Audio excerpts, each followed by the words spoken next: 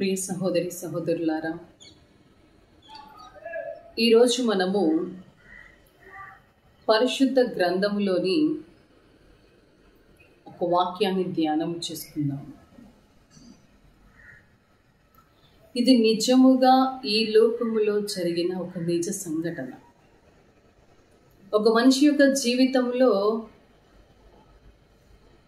ఎన్నో విపత్కరమైన స్థితిగతులు వస్తాయి. అలాగే ఈ లోకంలో జీవించిన ఒక వ్యక్తి తన కుటుంబానికి, తన తోటి వారికి దూరమైనప్పుడు అతను ఏ స్థితిలోకి వెళ్ళిపోతాడో, అతని యొక్క స్థితిగతులు ఏ విధముగా మారుతున్నాయో, అతని యొక్క ఆలోచన విధానం, అతని చుట్టుపక్కల జరుగుతున్న పరిస్థితులని ఈరోజు మనం మాట్లాడుకుందామండి. ఒకవేళ మనము అదే స్థితిలో ఉంటే అలాగే నిలబడగలమా? ఉండగలమా, ఉండలేమా అనేది మనల్ని మనం ప్రశ్నించుకుందాం.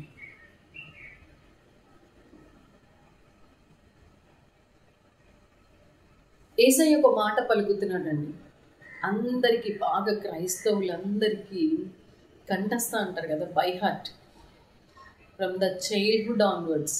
చిన్న పిల్లలుగా మనం ఉన్న దగ్గర నుంచి మన అమ్మా నాన్నతో మనం చర్చిలకు వెళ్ళినప్పుడు కానీ, అది కథోలిక సంఘమైనా ప్రొటెస్టెంట్ సంఘం, ఎవరైనా ఒకటేనండి.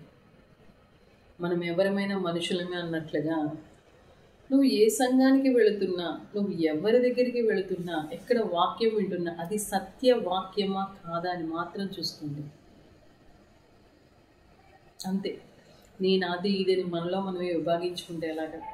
మనమందరం ఒకటే, ఒక తల్లి బిడ్డలం, ఒక తండ్రి బిడ్డలం. ఆదాము సంతతి, అవ్వ సంతతి మనం. యేసయ్య అపురూపంగా తన చేతిలో మలుచుకున్న ఒక మట్టి బొమ్మలం మనం. ఆ పరలోక ప్రార్థన అనేది మనకి అందరికీ బాగా కంఠస్థవచ్చు కదండి. అందులో ఒక మాట, గొప్ప మాట ఉంటుంది అన్నమాట. ఒక బైబిల్ గ్రంథంలో వచనాన్ని చూపించి ఇంత మాట్లాడతాను. బైబిల్ ఉన్నవాళ్ళు దయచేసి బైబిల్ తీయండి. అది మనకి ఇచ్చిన ఒక బంగారపు నిధి. ఈ లోకంలో ఉన్న వస్తువులన్నీ ఏమో ఎంతకాలం మనతో వస్తాయి, బంధాలు కూడా మనతో ఎంతకాలం వస్తాయో తెలియదు, కానీ వాక్యం వాక్యం వాక్యం మన ప్రాణం పోయే స్థితిలో కూడా మన వాక్యం మన హృదయానికి హత్తుకున్నట్లయితే అది మనకి ఎంతో ఊరటనిస్తుంది. అందులో ఉన్న మాటలు తేనె పలుకులు, ఓ మంచు కంటే చల్లనైనవి, ఆకాశము కంటే ఎంతో విశాలమైనవి, ఎత్తైనవి, లోతైనవి, ఓ మధురమైన మాటలు ఉన్న పుస్తకం ఉండదు. దాన్ని ధ్యానం చేయండి, ఒకసారి చదవండి. ఎన్నో పుస్తకాలు చదువుతున్నాం, వేస్ట్ పుస్తకాలు. ఒకసారి దాన్ని చదివితే దాని లోపల ఉన్న టేస్ట్ మనకు తెలిస్తే దాన్ని అసలు వదలం.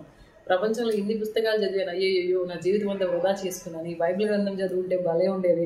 అరే, ఇన్ని విషయాలు ప్రపంచంలో ఎటువంటి ప్రశ్నకైనా, ఎటువంటి పరిస్థితికైనా, నువ్వు ఏ స్థితిలో ఉన్నా, ఎటువంటి మార్గము తెలియని ప్రశ్న, అయ్యో నేను ఎక్కడికి వెళ్ళాలి, నాకు ఈ ప్రశ్నకి నాకు సమాధానం తెలియట్లేదే, అయ్యో నాకేమీ అర్థం కావట్లేదు, నేను ఎవరిని ఆశ్రయించాలి అనుకుంటున్నప్పుడు బైబిల్ గ్రంథానికి రండి. ఈ బైబిల్ పరిశుద్ధ గ్రంథము మనకి మార్గాన్ని తెలియజేయడానికి, దిశానిర్దేశాన్ని మన ప్రియమైన మన యేసయ్య మనకి ఇచ్చాడు. ఆ బైబిల్ గ్రంథంలో వచ్చిన అద్భుతమైన వచనం మాట్లాడుకున్నాం. ఆయన అంటాడు, మత్తయి సువార్త 6వ అధ్యాయము 14వ వచనం నుంచి 15వ వచనం వరకు అంటాడు, ఒక చిన్న మాట పలుకుతాడు ఆయన. అయ్యా, మీరు మనుష్యుల అపరాధములను మీరు క్షమించిన ఎడల మీ పరలోకపు తండ్రి మీ అపరాధములను క్షమించు.